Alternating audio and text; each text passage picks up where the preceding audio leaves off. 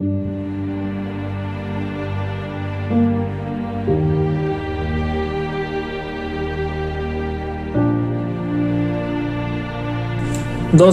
इस सीरीज की पिछली वीडियो में हमने सन यानी सूर्य को समझा था। अगर आपने वह वीडियो नहीं देखा तो लिंक डिस्क्रिप्शन में है, आप वहां से जाकर इसे देख सकते हैं। तो आइए दोस्तों, शुरुआत करते हैं इस वीडियो की। इस वीडियो में हम जानेंगे चंद्रमा से रिलेटेड कुछ हैरान कर देने वाले फैक्ट्स। तो आइए दोस्तों, शुरू करते हैं इस वीडियो की।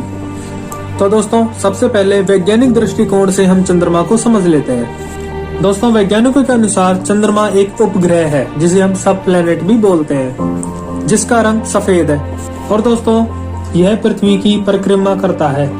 पृथ्वी की परिक्रमा करने में इसे लगभग 27 दिन 7 घंटे 43 मिनट और 11.06 सेकंड का समय लगता है। और दोस्तों, चंद्रमा की पृथ्वी से दूरी लगभग 3,84,000 किलोमीटर है।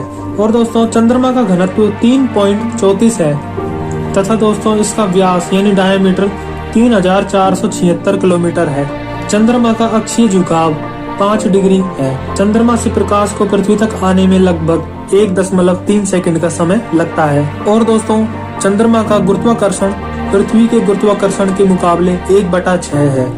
यानी अगर कोई व्यक्ति 60 किलो का है तो वह चांद पर जाएगा तो उसका वजन केवल 10 किलो ही रह जाएगा। और दोस्तों, चंद्रमा का घूर्णन पृथ्वी के सापेक्ष इस प्रकार है कि इसका हमें केवल 59% हिस्सा ही दिखाई देता है और बाकी का 41% हिस्सा आज तक कभी भी धरती से देखा नहीं गया। लेकिन दोस्तों, आज की टेक्नोलॉजी के जरिए सैटेलाइट के द्वारा चंद्रमा के पीछे के भाग को देखा गया है, जिसमें भी बड़े बड़े गड्ढे दिखाई दिए हैं। हमारी पृथ्वी पर ज्वार भाटा आने का कारण भी चंद्रमा ही होता है और चंद्रमा की चट्टानों में टाइटेनियम की मात्रा सबसे अधिक है। और दोस्तों, चंद्रमा का हैरान कर देने वाला फैक्ट यह भी है कि चंद्रमा का गति करने का पाथ सर्कुलर है, जबकि अन्य ग्रहों के जो उपग्रह हैं उनके गति करने का पाथ इलिप्टिकल होता है। चंद्रमा का वजन लगभग 81 अरब टन है। और दोस्तों, चंद्रमा के कम ग्रेविटी के कारण यहाँ वायुमंडल ही नहीं है। यानी अगर हम चंद्रमा पर खड़े होकर आसमान में देखेंगे तो वह हमें काला ही दिखाई देगा। चंद्रमा पर दिन का तापमान लगभग 134 डिग्री सेल्सियस होता है तथा रात का तापमान -153 डिग्री सेल्सियस तक पहुंच जाता है। और दोस्तों, चंद्रमा को धरती से देखने पर इसमें कुछ काले धब्बे दिखाई देते हैं। इसका मुख्य कारण है कि चंद्रमा पर बहुत बड़े बड़े गड्ढे हैं और वायुमंडल न होने के कारण वे हमें काले ही दिखाई देते हैं। और दोस्तों, आपको भी एक बात बता दें कि चंद्रमा पर भी भूकंप यानी अर्थक्वेक आते रहते हैं, जिनकी अवधि लगभग आधे घंटे तक रहती है। दोस्तों, चंद्रमा पर भी पानी मौजूद है। इसकी पुष्टि साल 2008 में चंद्रयान मिशन के द्वारा की गई थी। दोस्तों, चंद्रमा पर सबसे पहले कदम रखने वाले व्यक्ति का नाम नील आर्मस्ट्रॉन्ग था, जो कि अमेरिकी एस्ट्रोनॉमर थे। उन्होंने सन 1969 में चांद पर सबसे पहले कदम रखा था। दोस्तों, इस मिशन का नाम अपोलो 11 था, जिसकी वीडियो आपको YouTube पर सर्च करने पर मिल जाएगी। तथा दोस्तों, भारत में सबसे पहले राकेश शर्मा ने 1984 में चांद पर कदम रखा था। और दोस्तों, अगर चंद्रमा नहीं होता तो पृथ्वी पर दिन मात्र 6 घंटे का होता।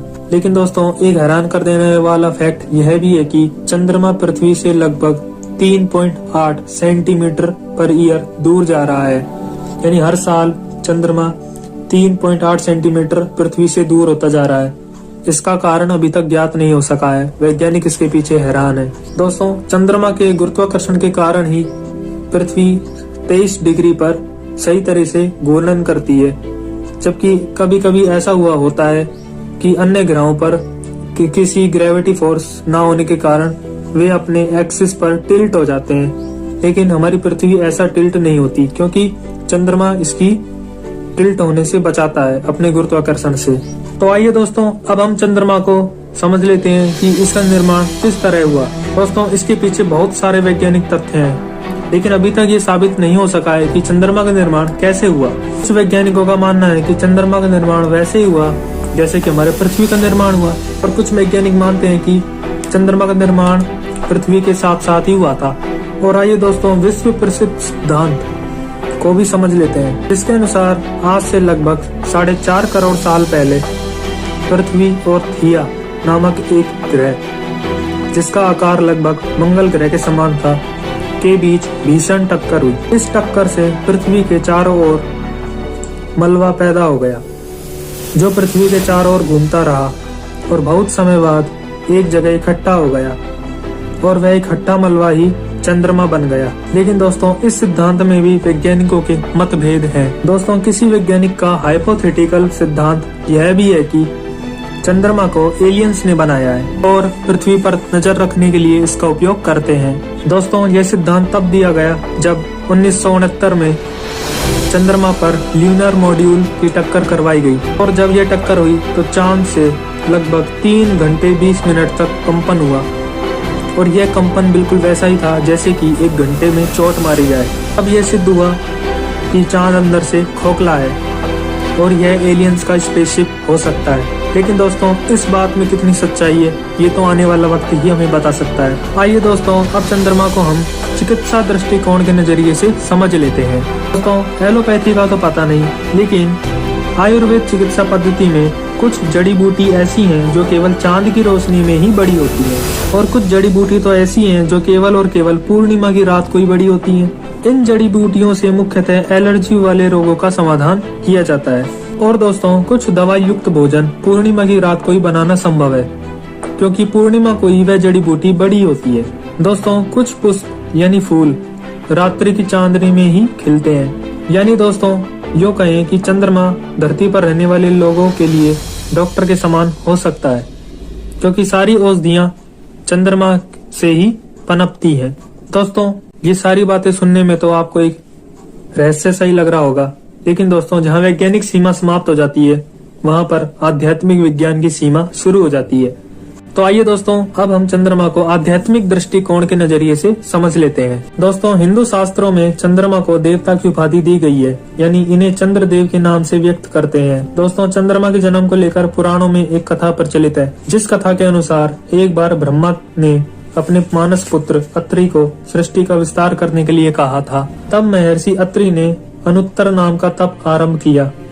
तप काल के एक दिन महर्षि अत्रि के नेत्रों से जल की कुछ बूंदें टपकी, जो बहुत प्रकाशमय थी। तब दिशाओं ने स्त्री रूप में आकर पुत्र प्राप्ति की इच्छा से उन बूंदों को ग्रहण कर लिया, जो उनके पेट में गर्भ के रूप में स्थित हो गई। परंतु दिशाएं इस गर्भ को धारण न कर सकी और उन्होंने गर्भ को त्याग दिया। तब इस त्यागे हुए गर्भ को ब्रह्मा ने पुरुष रूप दिया, जिस कारण चंद्रमा का जन्म हुआ और चंद्रमा के तेज से ही पृथ्वी पर दिव्य औषधियां उत्पन्न हुई, जिनमें संजीवनी बूटी भी प्रमुख है और इस तरह चंद्रमा सोम कहलाए। दोस्तों ये सब बातें सुनने में तो एक साइंस फिक्शन मूवी की तरह लग रही होंगी, और हाँ दोस्तों चंद्रमा के जन्म की कहानी केवल पुराणों में वर्णित है, वेदों में इसका कोई विवरण नहीं है। दोस्तों आज हमारे पास संपूर्ण प्राचीन ज्ञान नहीं है, बस कुछ अवशेष मात्र ही वेद ग्रंथ मौजूद है। दोस्तों किसी ने कहा था कि वेदों में ऐसे ऐसे मंत्र हैं जो कि सूर्य तक को बना सकते थे। तो दोस्तों इस हिसाब से तो चंद्रमा को भी धरती पर रहने वाले किसी दिव्य पुरुष ने अपने मंत्रों से निर्माण किया हो, ताकि धरती पर जीवन संभव हो सके। और दोस्तों अगर चांद को एलियंस ने बनाया होता तो वे अब तक पृथ्वी का सारा अनमोल खजाना लेकर चले गए होते, लेकिन ऐसा कुछ नहीं हुआ। तो दोस्तों इससे सिद्ध होता है कि चांद को धरती पर रहने वाले लोगों की जरूरत के लिए किसी ने बनाया हो, क्योंकि दोस्तों वैज्ञानिक इसे प्राकृतिक न मानकर कृत्रिम ही मानते हैं, क्योंकि चंद्रमा का जो आकार है वह अन्य जो उपग्रह हैं उनके आकार से काफी बड़ा है। और दोस्तों ये पृथ्वी का केवल 1/4 ही है, यानी पृथ्वी का अगर 4 टुकड़े कर दिए जाएं तो चौथा टुकड़ा चंद्रमा के बराबर ही होगा। लेकिन दोस्तों अन्य ग्रहों की बात करें जैसे बृहस्पति, शनि और मंगल, इनके जो उपग्रह हैं वो अपने ग्रहों से बहुत ज्यादा छोटे हैं, लेकिन चंद्रमा ऐसा नहीं है। इसलिए दोस्तों यह भी एक सवाल वैज्ञानिकों के मन में खटकता है कि चंद्रमा हो सकता है कि कृत्रिम उपग्रह ही हो। तो आइए दोस्तों अब हम चंद्रमा को ज्योतिष विज्ञान के नजरिए से समझ लेते हैं। दोस्तों ज्योतिष में चंद्रमा को एक ग्रह की उपाधि दी गई है। दोस्तों ज्योतिष के अनुसार चंद्रमा हमारे शरीर के मन और तरलता यानी रक्त यानी जिसे हम रुधिर भी कहते हैं पर नियंत्रण रखता है। दोस्तों चंद्रमा एक जल तत्व है, यानी चंद्रमा जो है वो जल तत्व ग्रह है। कुंडली में अगर ये लगन में स्थित होता है तो ऐसा व्यक्ति शरीर से मोटा और सुंदर होता है, और दोस्तों चंद्रमा कर्क राशि का स्वामी है। वृष राशि में उच्च का तथा वृश्चिक राशि में नीच का हो जाता है। दोस्तों यदि चंद्रमा सूर्य के 72 डिग्री आगे या पीछे होता है तो चंद्रमा अशुभ कहलाता है, लेकिन अगर 72 डिग्री से आगे कहीं भी चंद्रमा होता है तो वह शुभ कहलाता है। या आप इसे ऐसे समझ सकते हैं, अमावस्या से 6 तिथि पूर्व और पश्चात चंद्रमा अशुभ होता है और बाकी तिथियों में चंद्रमा शुभ कहलाता है। और दोस्तों एक और बात, यदि दोस्तों चंद्रमा सूर्य के साथ है तो वह क्षीण कहा गया है।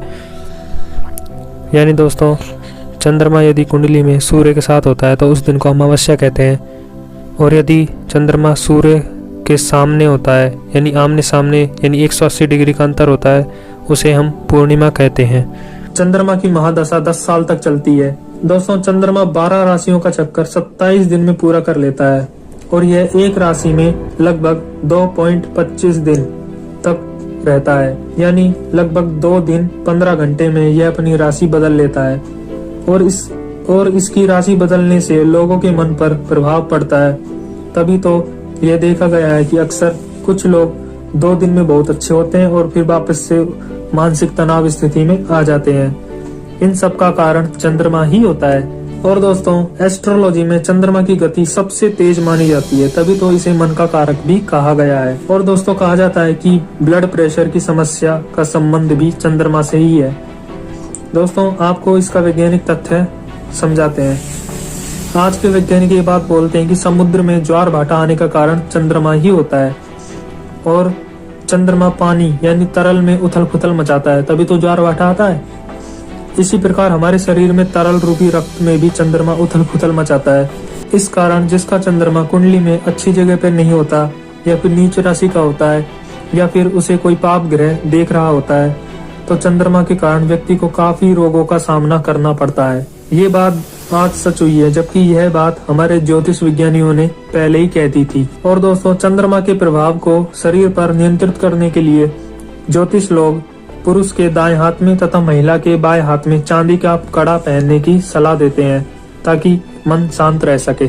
और दोस्तों जो व्यक्ति भगवान शिव को सोमवार के दिन चावल अर्पित करता है उस व्यक्ति पर चंद्रमा का प्रभाव समाप्त हो जाता है और व्यक्ति की सरकारी नौकरी भी लग जाती है, क्योंकि दोस्तों सोमवार चंद्रमा का ही वार होता है।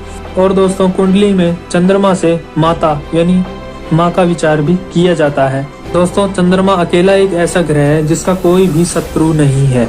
दोस्तों चंद्रमा को जल तत्व की संज्ञा दी गई है, यानी सभी प्रकार के जल का यह कारक तत्व है।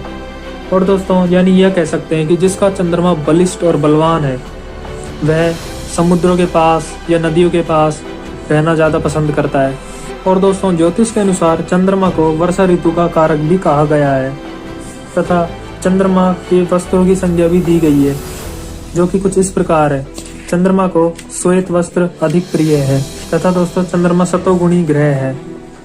और दोस्तों चंद्रमा कफ प्रकृति का ग्रह है तथा दोस्तों चंद्रमा रात्रि बली ग्रह है।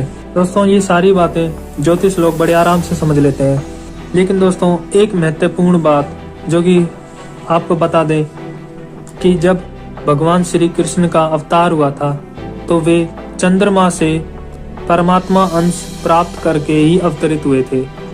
तभी तो भगवान श्री कृष्ण में 16 कलाएं विद्यमान थी, क्योंकि हम आज भी धरती से चंद्रमा की 16 कलाओं को गिन सकते हैं। तो दोस्तों आपको क्या लगता है कि ज्योतिष और अवतार में क्या संबंध हो सकता है? हमें कमेंट करके बताइएगा। दोस्तों चंद्रमा को जितना समझा जाए उतना ही कम है। चंद्रमा से रिलेटेड बहुत सारी जानकारियां हैं, लेकिन हमने इस वीडियो में चंद्रमा का ओवरव्यू दिया है। दोस्तों भविष्य में जैसे जैसे वैज्ञानिकों की जानकारी बढ़ती जाएगी वैसे ही यूट्यूब पर भी वीडियोस अपडेट होती जाएंगी। दोस्तों अब दीजिए इजाज़त, तब तक के लिए धन्यवाद।